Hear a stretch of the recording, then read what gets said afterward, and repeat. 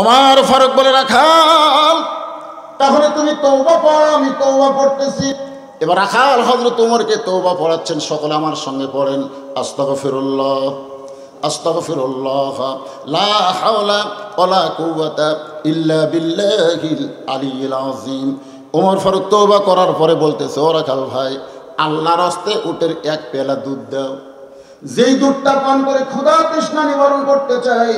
আগে শুধু বলেছিল রাখাল ভাই, এবার বলতেছে আল্লাহর ওয়াস্তে। কার ওয়াস্তে? রাখাল মুচকি মুচকি হাসে। ওমর ফারুক বলে, আবার হাসো কেন? বলে, হাসার কারণ হলো তওবা করার পরে তুমি আবার মুনাফিকি করলে। যেই বলছে মুনাফিক, ওমর ফারুকের চেহারা রক্তের মতো লাল হয়ে গেছে। কারণ কাফের আর মুনাফিক এই দুইটার মধ্যে কাফের ভালো, মুনাফিক ওর চাইতেও খারাপ। রাসূল বলেছেন মুনাফিকেরা থাকবে জাহান্নামের সবচাইতে নিচে। এতে গত নির্বাচনে রাতে ভোট হলো, এই ভোটে কিন্তু ডক্টর কামালও দাঁড়া ছিল। জোরের কথা ঠিক কিনা? পেপারে বিশাল হেডলাইন দিয়ে একেবারে ইন্ডিকেট করে বলেছে ডক্টর কামাল তার সাঙ্গপাঙ্গ নিয়ে সিলেটের শাহজালাল মাজারে গেছিল। ওই মাজারে গিয়া বাবার সামনে হাত তুলে বলতেছে, বাবা এবার আমরা ভোটর দাঁড়াছি। ফেরেশতাকে, আল্লাহ তুমি বলেছো আস্তাইনু বিস-সাবরি ওয়াস-সালাহ, যদি কিছু চাও নামাজ আর ধৈর্যের মাধ্যমে চাও। আর এই বেটারা নামাজ পড়লো না, বাবার দরবারে সে হাত পাতাইছে, ব্যাপার কি? আল্লাহ বলতেছে যতই শিক্ষিত হোক তারপরে চাওয়ার ব্যাপারে ডক্টর কামাল হচ্ছে মূর্খ। জোরে কোন কথা ঠিক কি না? কথা বল। জান্নাতে মানুষ হওয়ার পেছনে এক নম্বর কারণ কি জানেন? রুহের জগতে বহু রুহু ছিল, অসংখ্য রুহু ছিল, রুহু। কিন্তু সেই সকল রুহুদের ভিতর থেকে আল্লাহ আমাদেরকে যাচাই বাছাই করে মুসলমানদের ঘরে কবুল করেছেন। আমাদেরকে যদি জান্নাতি কবুল না করবেন তো মুসলমানের ঘরে কবুল করলেন কেন? আমার কথা এখানে, হিন্দু বৌদ্ধ খ্রিস্টানদের ঘরেও তো আল্লাহ আমাদের পাঠাবার পারতেন। জীবন পারতেন কি পারতেন না?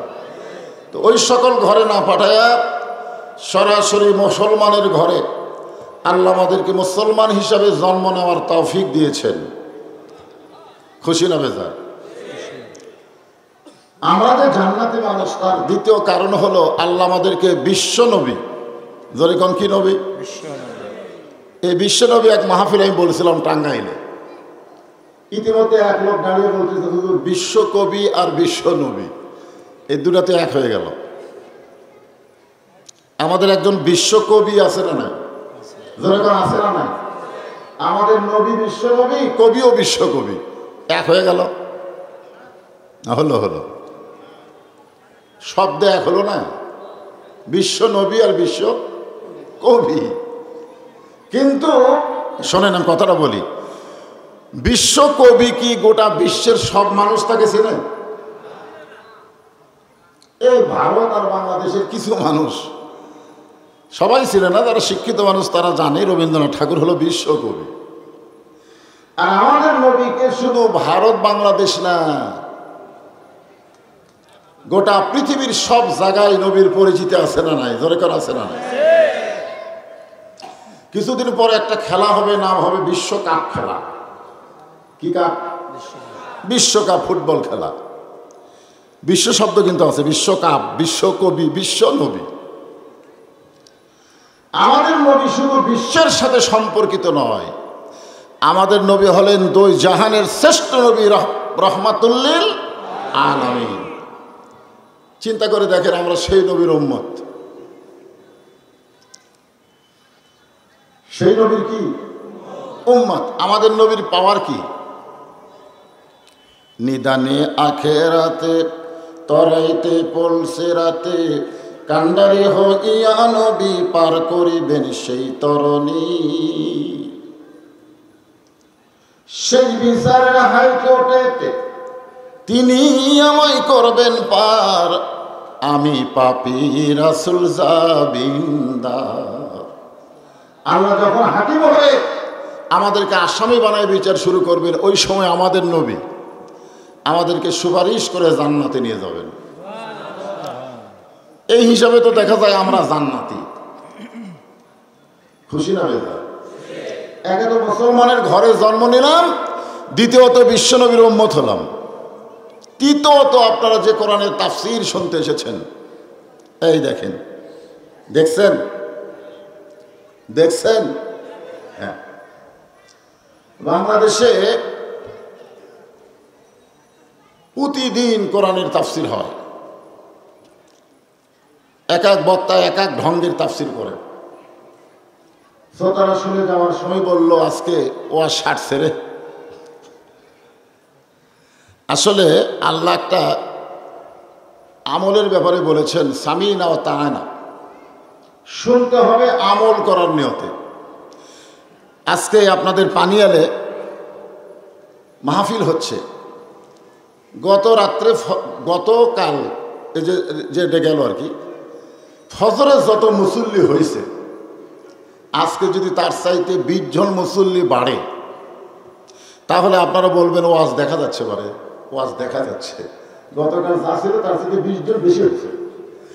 আর যদি গতকাল হয়েছে 10 জন, আজকে যদি হয় 5 জন, কি মনে করতেছেন? আজকে আমাদের বাংলাদেশের অবস্থা এর চাইতে ভালো হচ্ছে না। শুধু কোরআন থেকে আমরা আলোচনা শুনতেছি, কিন্তু বাস্তবে আল্লাহর কোরআন কি এই বিষয়টা আমরা গ্রহণ করতেছি না। আজকে আমি আপনাদের সামনে 114টা সূরা, তার মধ্যে একটা সূরার নাম হলো সূরায়ে মুলক। সূরায়ে কি? মুলক। আমাদের আদমদিঘি উপজেলা চেয়ারম্যান রাজু সাহেব, আওয়ামী লীগের লোক, উনি আর আমি 11 সালে একসঙ্গে হজ করছি। 11 সালে। কোন সালে? 11 সালে। একই হোটেলে ছিলাম। তো কাবার চত্বরে গিয়ে আমরা তালবিয়া পড়তেছি, লব্বাইক আল্লাহুম্মা লব্বাইক, লব্বাইক লা শারিকা লাকা লব্বাইক, ইন্নাল হামদা ওয়ান নি'মাতা লাকা ওয়াল মুলক লা শারিকা লাক। তো লাকাওয়াল মুলক যখন কইছে, তখন আমি উপজেলা চেয়ারম্যানকে বললাম, ভাই এই লাকাওয়াল মুলক লা শারিকা লাকের অর্থ কি? তারপরে হুজুর আপনারাও কোন, আমিও কই, অর্থ তো জানি না। আমি বললাম, আর বাংলা অর্থ হলো, রাজনীতির ভিতরে, রাজত্বের ভিতরে একমাত্র আল্লাহ ছাড়া অন্য কাউকে স্বীকার করি না। তাহলে আপনি কাবার চত্বরে একমাত্র আল্লাহকেই স্বীকার করলেন রাজ্য এবং রাজনীতির ব্যাপারে, আর বাংলাদেশে যে যদি কোন মানুষের নীতি গ্রহণ করেন, তাহলে আর যাই হোক হজ কবুল হবে না। এখন আপনি সরকারি দলীয় উপজেলা চেয়ারম্যান, কয় হুজুর এখানে যা কইলাম কইলাম। না, এখানে আপনি স্বীকারোক্তি দিলেন। স্বীকারোক্তি দিল না, লব্বাইক মানে কি আমি হাজির, একের স্বীকারোক্তি দিয়েছে। লা শারিকা লাক, অংশীদারিত্ব নাই, লাকাওয়াল মুলক, রাজত্বের ভিতরে। আজকে আমি সেই সূরায়ে মুলক আপনাদের সামনে আলোচনা করব। 114টা সূরার ভিতরে সূরাটার নামই হলো মুলক। অনেকে বলে মোল্লার দৌড় মসজিদ পর্যন্ত। একটা মৌলবি খুব বেশি গেলে মসজিদে যাবে, গরিব হলে আজান দিবে, ধনী হলে একটু ইমামতি করবে, এর বাইরে মাওলানার কোনো খাওয়া নাই। এ কথা কিন্তু আমরা আগে থেকে শুনে আসতেছি, ধরে কোন ঠিক কিনা। এখন সেই মাওলানা যদি রাজ্য রাজত্বের কথা বলে, তখন অনেকেই চিন্তা করে হুজুর কি রাজনীতি শুরু করলো কেন? আসলে রাজনীতি না, সূরার নামই হলো রাজ্য রাজত্ব। ধরে কোন কথা ঠিক কিনা? এটা কি আমি নাম রাখছি? সূরার নাম কি? মুলক। ধরে কোন নাম কি? মুলক শব্দের অর্থ হলো রাজ্য রাজত্ব। তাবারাকাল্লাযী বিয়াদিহিল মুলক। এদিকে খেয়াল করেন, কথা হচ্ছে কার? আরো জোরে বলেন। ওয়া ইযা কুরিয়াল কুরআনু ফাসতামিউ লাহু ওয়া আনসিতু লাআল্লাকুম তুরহামুন। যখন কারি সাহেব কোরআন পড়বে, আল্লাহ বলতেছেন চুপ থাকো, চুপ চুপ শ্রবণ করো, চুপ থেকে শ্রবণ করো, তাহলে তোরা বুঝতে পারবা। যারা যে বলল এবং যারা শুনল, আল্লাহ উভয়ের উপরে অবারিত রহমত বর্ষণ করবে। তাহলে আমি যখন কোরআন পড়তেছিলাম তাবারাকাল্লাযী বিয়াদিহিল মুলক, আপনার কোন দিকে তাকান? কালো মানুষের দিকে তাকাতে কি লাগতেছে? কষ্ট লাগতেছে? আপনাদের দুইটা চোখ লাটার মতো খালি আমার দিকে তাকায় থাকবে। সিয়ারত বসে আছেন, মাশাআল্লাহ। এর আগে কয়েক বছর আগে বলেছিলাম আমার জীবনে ওয়াজ কোনোদিন সিয়ারত বসে শ্রোতার আসলে প্রথম, এবার হলো দ্বিতীয়। এর মাঝখানে আমি কোনো জায়গায় তার সিয়ার দেখিনি।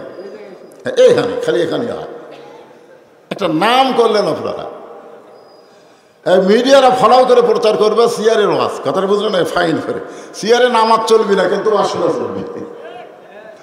আমি চেয়ারে নামাজ পড়ার বিরুদ্ধে ওয়াজ করছি, আমি না, ইসলাম। কিন্তু ওয়াজ শুনতে কোনো সমস্যা নাই।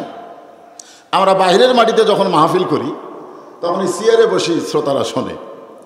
ওখানে একটা সমস্যা কি, যে 8 ঘন্টা পর পর আবার চা নাস্তা দেয়। এখানে অবশ্য চা নাস্তার কোনো ব্যবস্থা নেই। আমার ওয়াজের মধ্যে ইনশাল্লাহ পেয়ে যাবেন চা নাস্তা সব করা, আলহামদুলিল্লাহ বলেন। আল্লাহ বলতেছেন গোটা পৃথিবীর রাজত্ব, কর্তৃত্ব, মালিকানা একমাত্র কার হাতে? জোরে বলেন কার হাতে? এখান থেকে আমরা প্রমাণ পেলাম ক্ষমতা কারো হাতে নাই। অনেকে বলে আমি ক্ষমতাসীন দলের লোক, আমার দল এখন ক্ষমতায়। এই কথা যারা বলে তারা শিরক করে, কারণ কোনো মানুষের ক্ষমতা নয়, ক্ষমতার মালিক হচ্ছে আল্লাহ। জোরে কার কথা ঠিক না? ক্ষমতার মালিককে। তাহলে আমরা কি বলবো, আমার দল ক্ষমতায় না আল্লাহ ক্ষমতায়? যারা বলতেছেন না বুঝবেন তাদের বিপদ আছে। বর্তমানে কোন দল ক্ষমতায় আছে না আল্লাহ ক্ষমতায় আছে? ওয়াহুয়া আলা কুল্লি শাইইন কাদির। ওয়াহুয়া আলা মানে কি? আলা মানে উপরে, কুল্লি মানে প্রত্যেক, শাইইন মানে বিষয়, প্রত্যেক বিষয়ের উপরে ক্ষমতা কার? বলতে যদি দেরি হয় সমস্যা আছে। আল্লাহ বলতে আমাদের কোনো আপত্তি আছে? সমস্ত ক্ষমতার মালিক কে? আরো জোরে, জোরসে বলুন। জোর হলো না, আরো জোরে। লিল্লাহি তাকবীর, মাশাআল্লাহ, সুবহানাল্লাহ। এরপরে আল্লাহ বলতেছেন الذي خلق الموت والحياة ليبلوكم أيكم أحسن عملا وهو العزيز الغفور।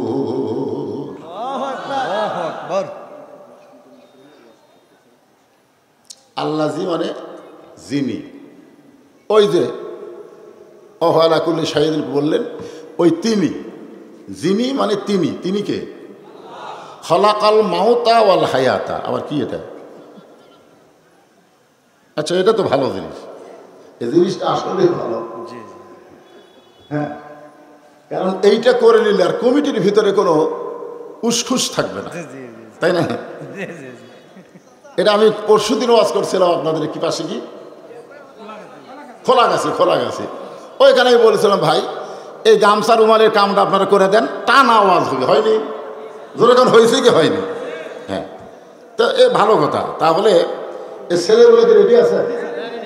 রেডি যদি থাকে একেবারে 5 মিনিটের মধ্যে কাজ করে ফেলো। সবার কাছে যাবেন, আল্লাহর রাস্তে জেনে আপনাদেরকে চেয়ারে বসার সুযোগ করে দিয়ে কোরআন শোনার একটা অভ্যর্থনা জানালেন, শুভেচ্ছা স্বাগতম জানালেন। সেই যুবকদেরকে ফাঁকি না দিয়া যিনি যা পারবেন আল্লাহর রাস্তে রুমাল গামছার মধ্যে দিয়ে দেবেন ইনশাআল্লাহ। ব্যাগ না রুমাল? ব্যাগের মধ্যে দিয়ে দেবেন, পকেট থেকে বার করেন। মেয়েদের মধ্যে আদায় হবে, মায়েরা আপনারাও দিবেন, পকেট থেকে বার করেন। শয়তান যেন ধোকা দিবার না পারে। হ্যাঁ, শয়তান যেন ধোকা দিবার না পারে। আপনি দেখবেন আপনার পকেটে 4টা নোট আছে। জোরে কোন কয়টা? 4টা নোট, একটা 100 টাকা, 50 টাকা, 20 টাকা, 10 টাকা। এই 4 নোটের মধ্যে আপনি কোনটা দিবেন?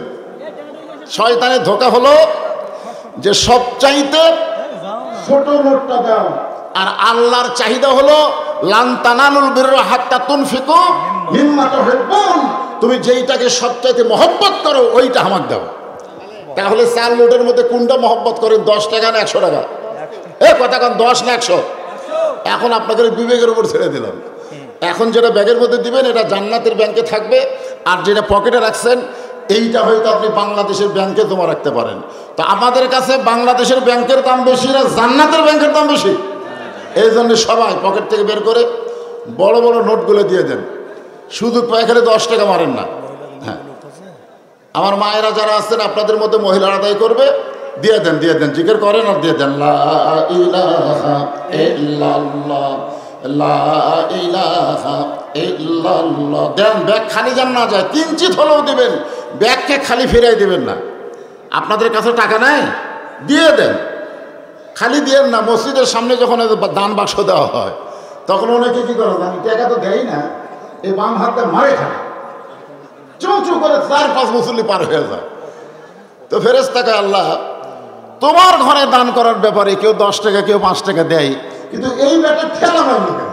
কি দেখ না দেখ, অন্তত ভদ্র করা কৌটাটা সরে খাওয়া দরকার। দান বাক্স ভদ্রভাবে আরেকজন মুখে আগে দেওয়া, কিন্তু ঠেলা মারলো কেন? আল্লাহ বলে ফেরেশতা ও তো দান বাক্স ঠেলা মারেনি, ও জান্নাত ঠেলা মারছে। ধরে কোন কি ঠেলা মারছে? জান্নাত। তো আপনারা ব্যাগকে ফিরিয়ে দেওয়া মানে জান্নাত ফিরে দেওয়া। পকেটে থাকলে যা ইচ্ছা পারেন আপনি দিয়ে দেন ইনশাআল্লাহ। লা ইলাহা ইল্লাল্লাহ লা ইলাহা লা ইলাহা ইল্লাল্লাহ মুহাম্মাদুর রাসূলুল্লাহ সাল্লাল্লাহু আলাইহি সাল্লাম। ওই ব্যাগ আলারা তারা কিন্তু টেজে আসবে না। টেজে আসবে? এই ব্যাগ লেকি টেজে আসবে? তো এখন এখানে আসবে না, তা আপনাদের অবস্থা কি? যাদের কাছে ব্যাগ আসবে না, না আমিও দেবো, আপনারা দেন, সবাই মিলে। আগে করে নিছে বাবা? না, সবার কাছ থেকে আদায় হয়নি, কিছু আদায় হয়েছে।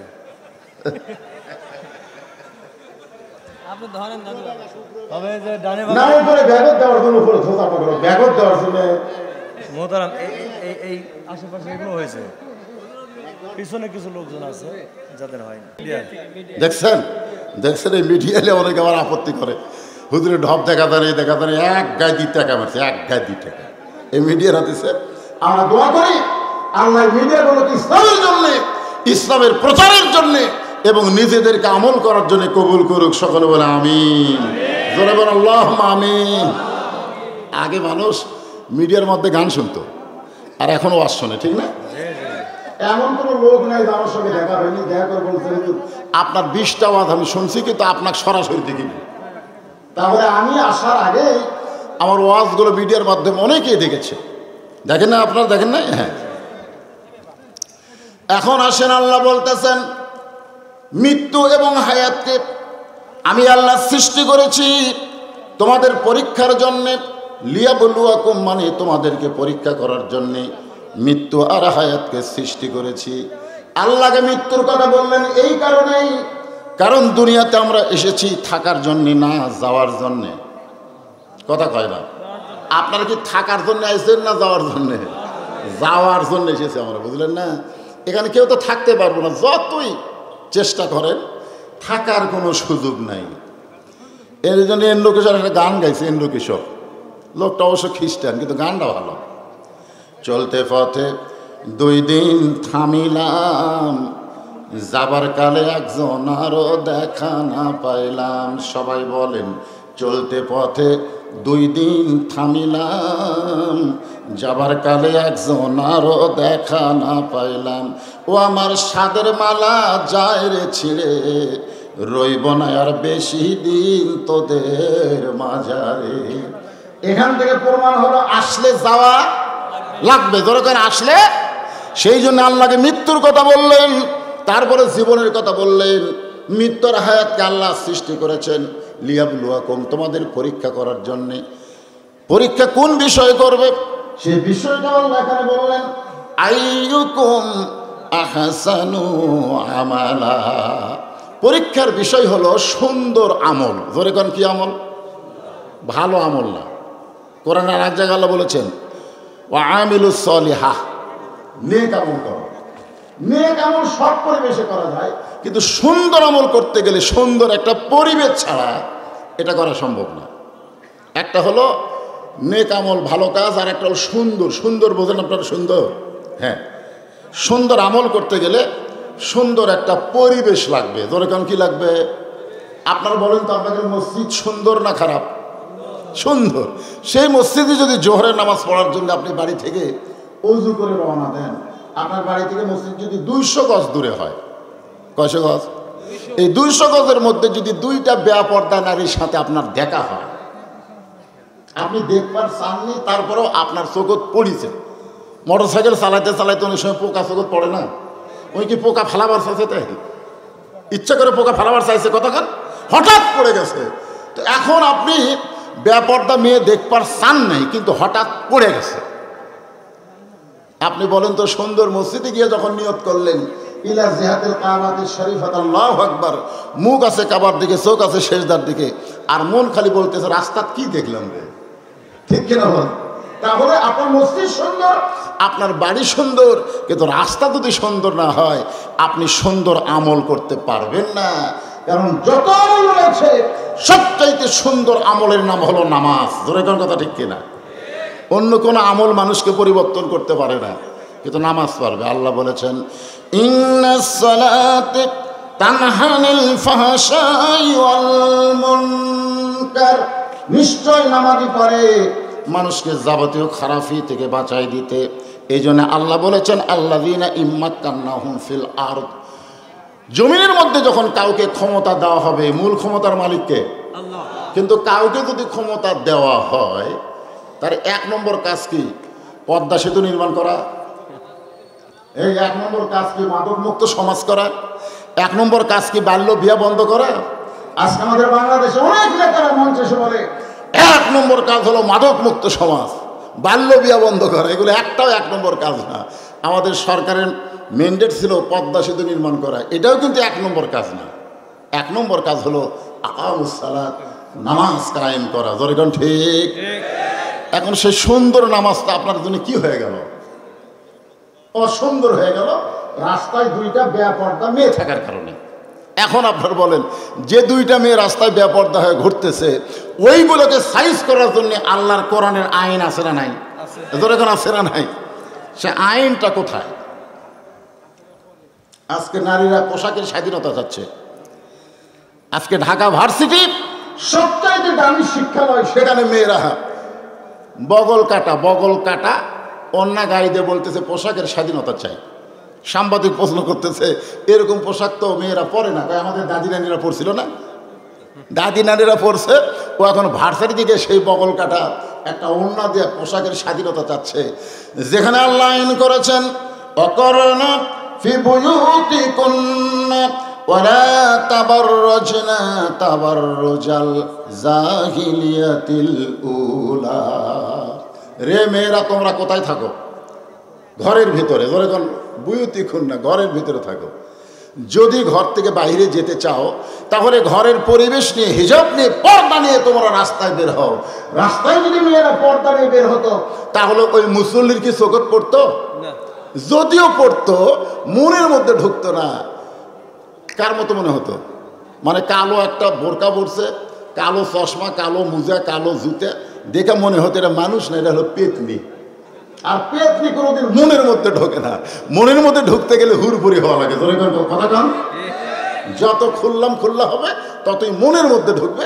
চোখের মধ্যে ঢুকতে পারে, কিন্তু মনের মধ্যে ঢুকতে গেলে পর্দানিশী নারীরা কোনোদিন পুরুষের মনের মধ্যে ঢোকে না। একটু মনোযোগ দিয়ে শুনবেন। তাহলে সুন্দর পরিবেশ যদি আমরা তৈরি করতে চাই, সুন্দর একটা সমাজ দরকার আছে না নাই? সুন্দর একটা সমাজ যদি আমরা গঠন করতে চাই, তাহলে সুন্দর একটা রাষ্ট্রের দরকার আছে না নাই? সুন্দর একটা রাষ্ট্র যদি আমরা বানাবার চাই, তাহলে মানুষের তৈরি করা আইন দেওয়া হবে না, ওই রাষ্ট্র চালাতে হবে আমার আল্লাহর আইন দেওয়া। ধরে কোন ঠিক কিনা? আল্লাহর আইন বলতে আপনারা কি বুঝতেছেন? এই যে তাফসীরুল কোরআন মাহফিল, এই গোটা কোরআন কার আইন? এই কোরআন খালি তেলাওয়াতের জন্য, পড়ার জন্য, প্রতি অক্ষরে 10টা করে নেকির জন্য না। 10টা করে নেকি আপনি পাবেন। আপনাদের সবাই হাটে এক লোক 2 মণ আলু নিয়ে এসে বিক্রি করতে। এক খরিদ্দার বলতেছে, ভাই আমার 2 মণই লাগবে। তাহলে ওরা বলতেছে মাশাআল্লাহ, তাহলে আমার 1 কেজি 2 কেজি বলা বেচা লাগলো না, 2 মণই নিয়ে যাও, একবারে 2 মণ নাও। তো খরিদ্দার বলতেছে মাপে দেন। আলুওয়ালা বলতেছে কম হবে না, বাড়ির আলু তো। খরিদ্দার বলতেছে না ভাই, বিশ্বাস নেই, মাপে দাও। তো মাফ করে দেখে 2 মণ 2 সের হয়েছে। খরিদ্দার বলতেছে আপনি করেন 2 মণ, আর হলে যে 2 সের বেশি। তো আলুওয়ালা বলতেছে বাড়ির আলু তো একটু বেশি বেশি করে নিয়ে এসেছি। তো শোনো, তোমার 2 সেরের দাম দেওয়া লাগবে না, খালি 2 মন দিবা, 2 সের ফাও দিবে। ও তখন বলতে যে ভাই প্রতি সন্ধ্যা আমার 1 কেজি লাগে, তাহলে 2 সের আমার 2 সন্ধ্যা চলবে, আপাতত 2 সেরই দাও, 2 মন নেবো না। আপনারা বলেন তো ওই লোক কি 2 সের আলু পাবে না পিটন খাবে? কারণ 2 মনের সাথে সম্পর্ক না থাকলে 2 সের পাওয়া যাবে না। প্রতি অক্ষরে 10 টাকা করে নিকে, এটা হলো 2 সের, আর গোটা কোরআন হলো 2 মন। ধরে কোন কথা ঠিক? তো আমরা বাংলাদেশে বর্তমানে কোরআন পড়াতে বিশ্ব চ্যাম্পিয়ন, মাশাআল্লাহ, কিন্তু কোরআন মানার দিক দিয়ে আমরা কয় নম্বরে আছি? এই জন্য আমরা যদি সুন্দর একটা রাষ্ট্র গঠন করতে চাই, তাহলে মানুষের তৈরি আইন দেওয়া সম্ভব না। আইন লাগবে কার? আল্লাহর এই কোরআনটা কেমন সুন্দর, এটা শুধু ওয়াজ শুনলে হবে না, এটা বাস্তবে আমাদের দেখার দরকার আছে না নাই? আজকে আমি আপনাদেরকে একটু আল্লাহর কোরআনকে দেখাবার চাই। একটু দেখেন কোরআনটা কি। গভীর রাত্রে মরুভূমির ভিতরে হযরত ওমর কাঁদতেছে, আসমানের দিকে তাকায়, মরুভূমির দিকে তাকায় কাঁদতেছে। এমন সময় আবু যর গিফারি হযরত ওমরকে খুঁজে পেলেন, সামনে গিয়ে বলতেছে, আমির আল মুমিনিন, অর্ধ পৃথিবীর খলিফা হইয়া এই গভীর রাত্রে একা একা কেন কাঁদতেছেন? ওমর ফারুক বলে, আবু যর, বর্তমানে আমি অর্ধ পৃথিবীর খলিফা, কিন্তু আমার অতীতের খবর কি? সুবহানাল্লাহ। আসলে বর্তমানে যারা চেয়ার দখল করে আছে, মনে করেন চেয়ারম্যান সাহেব, চেয়ারম্যান যদি বলে কি হনুরে, আপনারা বলেন এনার অতীতের খবর কি? অতীতে কি চেয়ারম্যান ছিল? ভবিষ্যতে? না না না, বর্তমানে চেয়ারম্যান হয়েছে, কিন্তু অতীতেও ছিলাম না, ভবিষ্যতে হয়তো চেয়ার আর আসতে পারবো না। ধরে কথা ঠিক কি? কিন্তু 5 বছর চেয়ার পেয়ে কি হনুরে। আজকে আমাদের বাংলাদেশে এরকম কিছু গর্ধব গাধা আছে, চেয়ার পাওয়ার পরে আর ছাড়বার চাই না। ধরে কথা ঠিক কিনা? আমি এখানে আসার পরে দ্বিতীয় বক্তা যদি বলে চেয়ার আমি ছাড়বো না, তখন আপনারা আন্দোলন করবেন। ধরে ঠিক কিনা? বর্তমানে আমাদের আন্দোলন করতে হবে, চেয়ার পাওয়ার পরে কেউ যদি চেয়ার না ছাড়ে। ধরে কথা ঠিক? আন্দোলন আছে। একটু মনোযোগ দিয়ে কথাগুলো শুনবেন। ওমর ফারুক বলে, আবু যর, বর্তমানে অর্ধ পৃথিবীর খলিফা, কিন্তু আমার অতীতের খবর জানো না। আবু যর বলতেছে, আপনার অতীত কি? ওমর ফারুক বলেন, অতীতে আমি উটের রাখাল ছিলাম, আমি দুম্বার রাখাল ছিলাম। উট দুম্বা চালানোর পরে যদি সন্ধ্যাবেলায় বাড়িতে যাইতাম, আমার বাবা আমার কান ধরে বলতো, ওমর, তোমার শরীর থেকে উটের পেশাবের দুর্গন্ধ আসতেছে, উটের লাদের দুর্গন্ধ আসতেছে। ওমর ফারুক কান ধরে বলে, বাবা, উটদুম্বা চড়াইতে চড়াইতে আমার ঘুম ধরে যায়, আমি ঘুমিয়ে গেলে উটদুম্বা পেশাব পায়খানা করে যা ছিটাপুট আমার শরীরে লাগছে। ওমরের বাবা তিরস্কার করে বলে, তুই গাধা, তুই গাধা, উটদুম্বার পেশাব পায়খানা যার শরীরে পড়ে সে তো মানুষ না। ওমর কান্দের বলে, আবু যর, একদিন আমার বাবা আমাকে গাধা বলে তিরস্কার করেছে, আজকে সেই ওমর অর্ধ পৃথিবীর খলিফা। এটা ওমরের যোগ্যতাই নয়, এটা কেবল মাত্র আল্লাহর কোরআনের ওসিলা। এটা ওমরের যোগ্যতা না, এই যোগ্যতা হলো আল্লাহর কোরআন। জোরে বলেন সুবহানাল্লাহ। ওমর ফারুক একদিন মসজিদের মেম্বরে বসে চিন্তা করতেছে, আল্লাহ, তোমার কোরআনের এত পাওয়ার, এত শক্তি, আমি একটু নিজের চোখে দেখতে চাই। কি চোখে? নিজের চোখে দেখতে চাই। কিভাবে দেখা যাবে? ওমর ফারুক ছদ্মবেশ ধারণ করে মদিনার অলি গলি ঘুরতেছেন শুধুমাত্র আল্লাহর কোরআনের পাওয়ার দেখার জন্য। সুবহানাল্লাহ বলেন। আমি মদিনায় গিয়ে এক দোকানে বললাম, ভাই, আসল জয়তুনের তেল দেন, আসল। যেই বলছে আসল তেল দেন, দোকানদার আমার দিকে তাকালো কিছুক্ষণ, মাইকের সামনে এরকম হয়, গাই ছেলে যেটা ছিল ওটা দাও। আমার দিকে শুধুই হয়ে তাকায় বলেন, মানো কুল্লু হারাম, মানো। আমি চমকে গেলাম। দোকানদার শুধু বললো মান্য কুল্লু হারাম, কর্মচারী আমাকে ধাক্কা দিয়ে বের করে দিল। আমি চিন্তা করলাম আমার অপরাধ কি। পরে আমার বাংলাদেশে একজন ভাই বলল, যেখানে নকলি নাই সেখানে আসল চাইছেন কেন?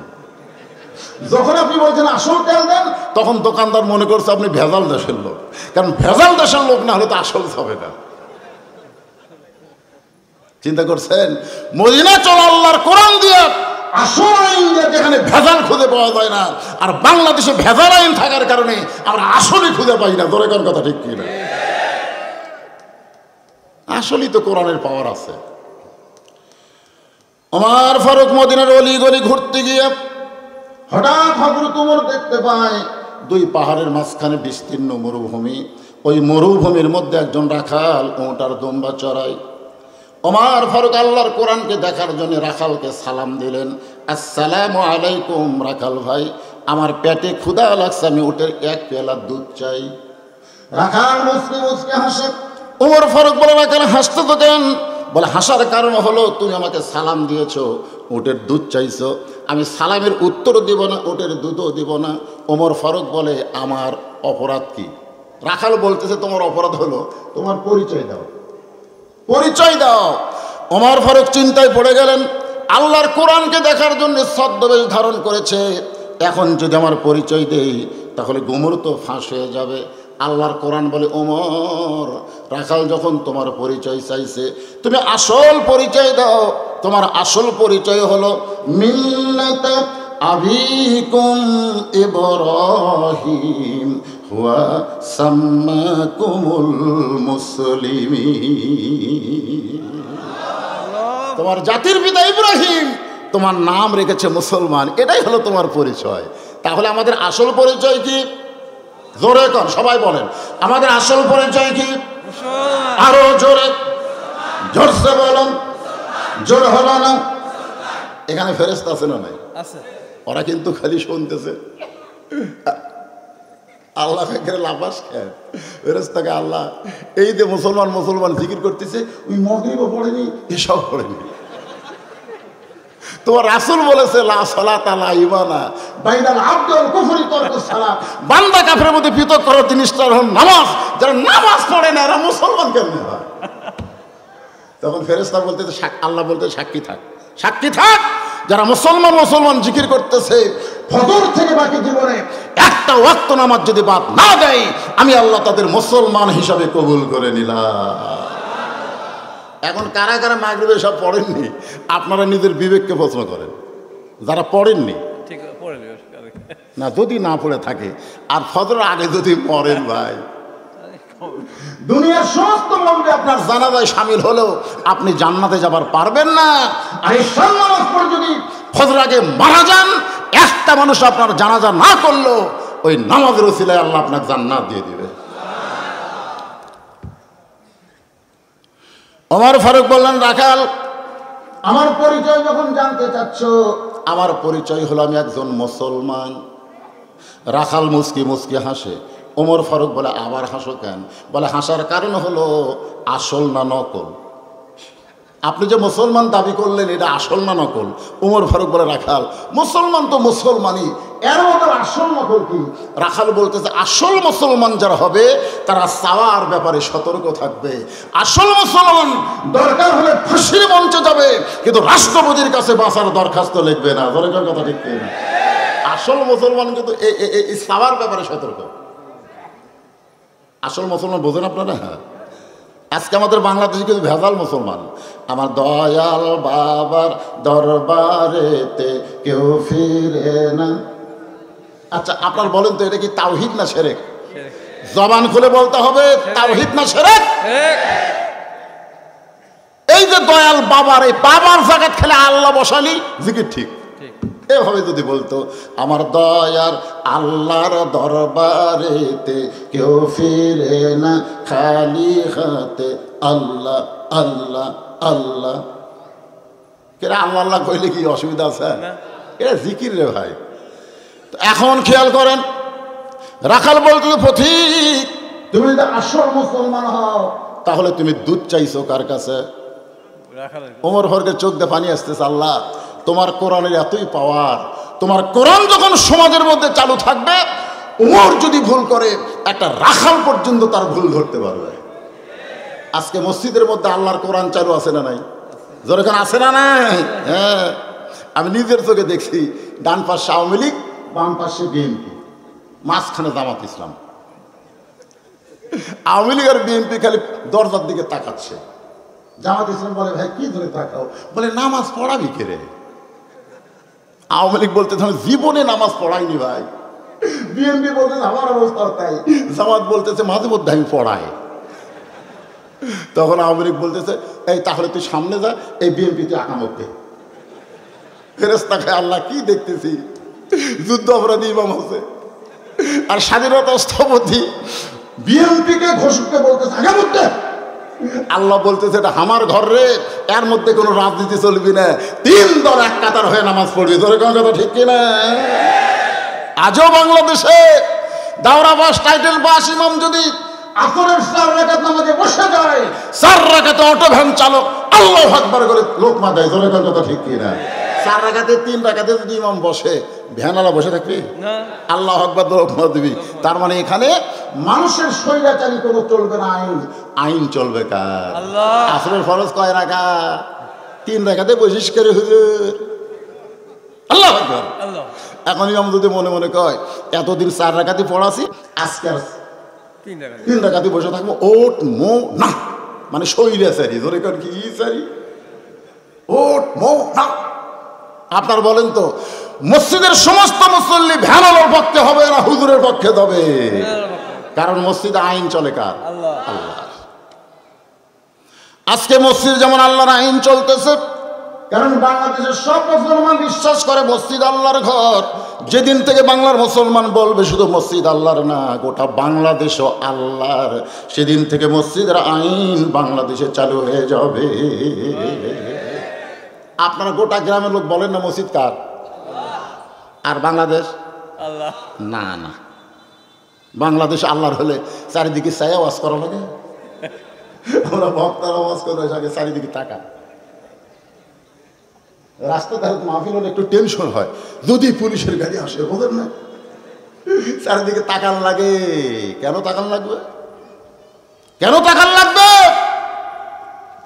একমাত্র আল্লাহর ভয় খেয়াল নিয়ে আমাদেরকে তাফসীর করতে হবে। ধরে ঘর কথা ঠিক না? কিন্তু আমরা চারিদিকে তাকাই, না জানি কি হয়। একটু মনোযোগ দেন। ওমর ফারুক চোখের পানি বের করে বলতে, রাখাল ভাই আসলে চাওয়ার ব্যাপারে আমার ভুল হয়ে গেছে, আমি আল্লাহ বাদ দিয়ে তোমার কাছে উটের দুধ চাইছি। রাখাল বলতেছে পথিক, ভুলটা যখন স্বীকার করছো তাহলে তওবা করো। ভুলটা যখন স্বীকার করছো আল্লাহু আকবার, তাহলে 4 রাকাত পড়া সেজদা দাও। ধরে কোন কথা ঠিক না? ভুল স্বীকার করছে তো আমার ভুল হয়ে গেছে ভাই, 4 রাকাতই বসা লাগতো, কিন্তু 3 রাকাতে মনের খেয়াল বুঝুন না। আসলে এটা ভুল হয়তো আমারও হয়েছে। এটা ভুল কিন্তু সবসময় হয় না, মাসের শেষের দিকে যায় আবার। হ্যাঁ, বেতন যখন সারা মাস কেশিয়ার ইমামের পাশে নামাজ পড়ছে, আর মাস যখন শেষ হয়ে যায় তখন ইমাম কেশিয়ারের পাশে ঘরে। কেশিয়ার বলে কে হুজুর ঘরেন কেন? বেতন দিব মারে, মারে খামো। ওরে বাবা, বারবার যখন পিছনে ঘরে তখন বলতে ঠিক আছে আগামীকাল জোহরের পরে বেতন লিও। ইমাম সাহেব বেতন নেওয়ার নিয়তে কেশিয়ারের বাড়িতে গেছে। কেশিয়ারের বউ বলতেছে তোমার চাচা এখন বগুড়া শহরে আছে। বউ তো বিশাল একটা তালিকা দিয়েছে বাজার করার, বাজার করবে কি দিয়া? ওই ব্যাগ আর তালিকা পকেটে নিয়ে আসরের সময় হয়ে গেছে। চিন্তা করতেছে বাড়িতে গেলে বউ খালি বাজার সদাই চাবে, আমার তো পকেটে টাকা নেই, খালি সিলটার ব্যাগ, মেম্বর হয়ে ব্যাগ থেকে পকেটে সিলটা থেকে আল্লাহ আকবার। 2 রাকাত পড়াতে 3 রাকাতে যেই গেছে, মন বলতেছে মিন শাররিল ওয়াসওয়াসিল খান্নাস। এই খান্নাস বলতেছে হুজুর নামাজ তো ভালোই পড়াস, কিন্তু বউ ওই বাজারের কথা মনে হয়, বইয়ের কথা মনে হয়, এটা 3 রাকাত না 4 রাকাত আর খেলবে। কারণ সব কিছুর দাম বাড়লো, বাংলাদেশের ইমামদের দাম বাড়লো না। ধরে কোন কথা ঠিক কথা কন না কেন? গত বছর সোয়াবিন তেল ছিল 80, এ বছর লাগছে 200। একটা ইমামের বেতন বাড়ে, একটার না। কেন? হুজুরে কি আসমান থেকে খাবার পায়? তাদেরকে তো বাজার থেকে কিনেই খেতে হয়। একটু মনোযোগ দেন। ওমর ফারুক বলতেছে রাখাল আমার ভুল হয়ে গেছে। রাখাল বলতেছে ভুল যখন স্বীকার করেছেন তাহলে তওবা করেন। ওমর ফারুক বলতেছে আস্তাগফিরুল্লাহ। রাখাল কয় থামেন থামেন। ওমর ফারুক বলতেছে থামবো কেন? বলে আপনি মূর্খ মানুষ, আপনি তওবা কেমনে করবেন? আমি তওবা করাই আপনি আমার সঙ্গে করেন। ওমর ফারুক বলে আমি মূর্খ? এ কথা তোমার কে কইছে? রাখাল বলতেছে চাওয়ার ব্যাপারে যদি সতর্ক না হয়, যতই সংবিধান রচয়িতা ডক্টর কামাল হোক, তারপরেও সে মূর্খ। জোরে কোন কথা ঠিক কিনা? এই যে গত নির্বাচনে রাতে ভোট হলো, এই ভোটে কিন্তু ডক্টর কামালও দাঁড়া ছিল, জনগণ কথা ঠিক কিনা? পেপারে বিশাল হেডলাইন দিয়ে একেবারে ইন্ডিকেট করে বলেছে ডক্টর কামাল তার সাঙ্গপাঙ্গ নিয়ে সিলেটের শাহজালাল মাজারে গেছিল। ওই মাজারে গিয়া বাবার সামনে হাত তুলে বলতেছে, বাবা এবার আমরা ভোটর দাঁড়াছি। ফেরেশতাকে, আল্লাহ তুমি বলেছ আস্তাইনু বিসসবরি ওয়াস সালাহ, যদি কিছু চাও নামাজ আর ধৈর্যের মাধ্যমে চাও। আর এই বেটারা নামাজ পড়লো না, বাবার দরবার সে হাত পাতাইছে, ব্যাপার কি? আল্লাহ বলতেছে যতই শিক্ষিত হোক তারপরে চাওয়ার ব্যাপারে ডক্টর কামাল হচ্ছে মূর্খ। ধরে কোন কথা ঠিক কিনা? কথা মূর্খ। ওমর ফারুক বলে, রাখাল তাহলে তুমি তওবা পড়ো, আমি তওবা পড়তেছি। এবার রাখাল হযরত ওমরকে তওবা পড়াচ্ছেন। সকলে আমার সঙ্গে পড়েন, আস্তাগফিরুল্লাহ আস্তাগফিরুল্লাহ লা হাওলা ওয়ালা কুওয়াতা ইল্লা বিল্লাহিল আলিয়্যিল আযীম। ওমর ফারুক তওবা করার পরে বলতেছে, ও রাখাল ভাই, আল্লাহর রাস্তে উটের এক পেয়ালা দুধ দাও, যেই দুধটা পান করে ক্ষুধা তৃষ্ণা নিবারণ করতে চাই।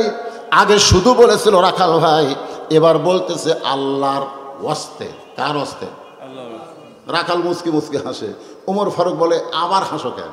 বলে, হাসার কারণ হলো তওবা করার পরে তুমি আবার মুনাফিকি করলে। যেই বলছে মুনাফিক, ওমর ফারুকের চেহারা রক্তের মতো লাল হয়ে গেছে। কারণ কাফের আর মুনাফিক এই দুইটার মধ্যে কাফের ভালো, মুনাফিক ওর চাইতেও খারাপ। রাসূল বলেছেন মুনাফিকেরা থাকবে জাহান্নামের সবচাইতে নিচে।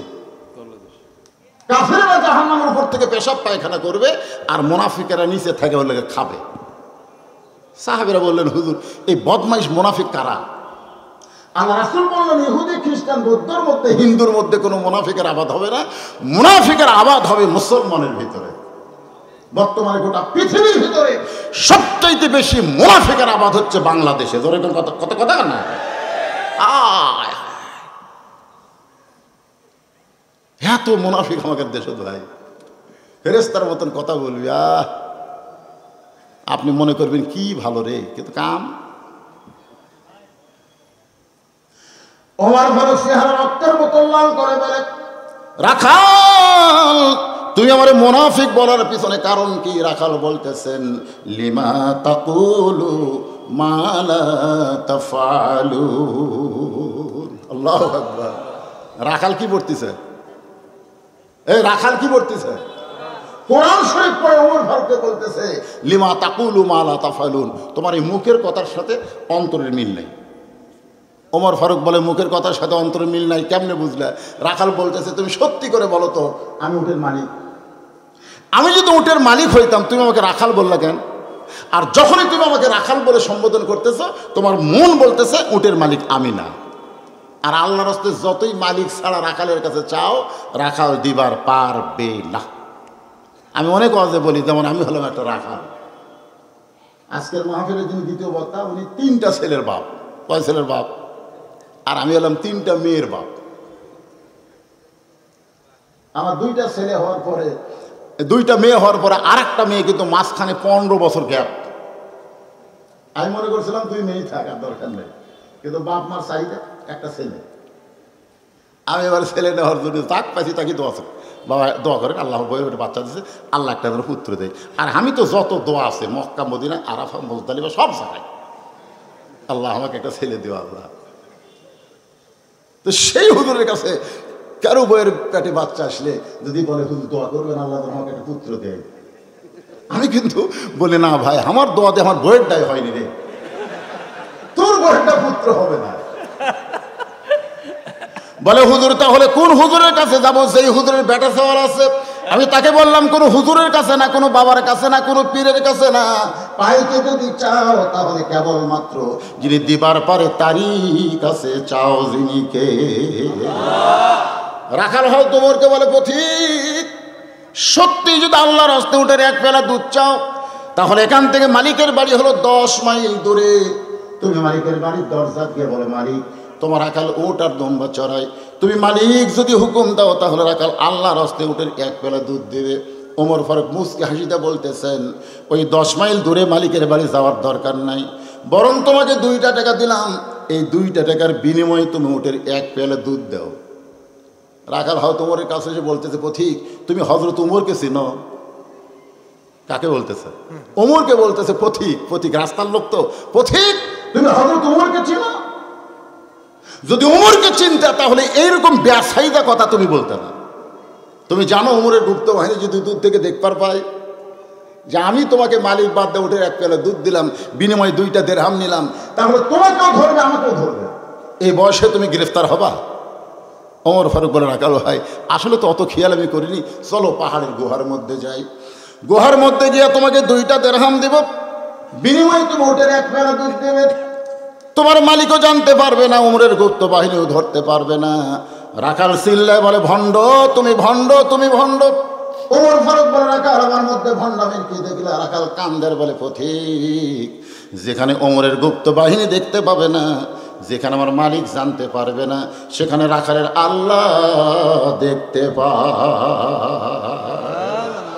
জোরে বলেন, কে দেখতে পায়?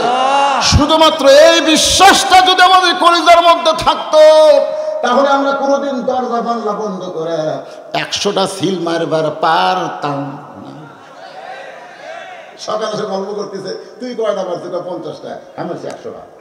কেউ দেখে যে, আরে পাগলা, দেখার টাইম আছে? দরজা জানলা বন্ধ করে পারছি, 2 কান্দে 2 ফেরেশতাকে আল্লাহ, এই শয়তানরা কি গল্প করতেছে? দেখার বলে কেউ নাই, তাহলে আমরা ঘুম পাচ্ছি? তোমার 2 কান্দে 2 মোহরি লেখিতেছেন ডায়েরি, 2 কান্দে 2 মোহরি লেখিতেছেন ডায়েরি, দলিল দেখে রায় দিবে, টাকা পয়সার নাই কারবার। সবাই বলেন, আছেন আমার মুক্তার, গুনাহ হবে না, সওয়াব হবে। আছেন আমার ব্যারিস্টার, সেই বিচারের হাইকোর্ট। কোন বিচার? জোরে বলেন, কোন বিচার? দুনিয়ার আদালতে মৌলবীদের খাওয়া নাই, বুড়া আলেমকে হাতে হ্যান্ডকাপ লাগায়া যায় যে হাঁটতে পারে না, হ্যান্ডকাপ। ঠিক কিনা? আমরা এই জন্য বলবো, শেষ বিচারের হাইকোর্টেতে, শেষ বিচারের হাইকোর্টেতে তিনি আমায় করবেন পার, আমি পাপী তিনি জামিনদার। সবাই কম, আছেন আমার মুক্তার, আছেন আমার ব্যারিস্টার, সেই বিচারের হাইকোর্টেতে তিনি আমায় করবেন পার, আমি পাপী। মনের ঘরে তালা দিয়া, খুব মনোযোগ দিয়ে শুনবেন, মনের ঘরে তালা দিয়া চাবি নিয়ে আসেন সাই, আমি অধম সাধ্য কি তার, হুকুম ছাড়া বাইরে যাই, হুকুম ছাড়া বাইরে যাই। মনরে পারা পারে থাকলে তারা, সঙ্গে নিও গাড়ি ভাড়া, জবাবদিহি করতে হবে, ধরলে টিকিট কালেক্টর, আমি পাপী তিনি জামিনদার। কিছুই কয় না, একটা মার হাবাও কয় না রে। আরে পাগলারা, ইসলামী সঙ্গীত যেটা কয় তার চাইতে ভালো অর্থের মধ্যে নাই। যখন আছে না নাই কথা কন না, একটু মনোযোগ দিয়ে শুনবেন। ওমর ফারুক এক দৌড় মারছে, এক দৌড়ে পাহাড়ের পাদদেশে যায় নামাজ বিছায়, 2 রাকাত সালাতুল শুকুর নামাজ পড়ে আল্লাহকে বলতেছে, আল্লাহ তোমার কোরআন এত সুন্দর। সুবহানাল্লাহ। এটা মসজিদের মেম্বরে বসে থাকলে বোঝা যাবে না, আল্লাহ তোমার কোরআন এত সুন্দর। তোমার কোরআন যখন মানুষ গ্রহণ করে নেয়, একটা রাখাল পর্যন্ত না দেখা আল্লাহকে কলিজার মধ্যে জায়গা দেয়, বিশ্বাস করে কেউ না দেখলে ওকে দেখতেছে, কেউ না দেখলেও কে দেখতেছে। ওমর ফারুক কান্দের বলে, আল্লাহ নিজের চোখে আজকে তোমার কোরআনকে দেখলাম, আল্লাহ তোমার কোরআন এত সুন্দর। রাখালকে না দেখলে তোমার কোরআনের সৌন্দর্য আমি ওমর তো বুঝতে পারতাম না।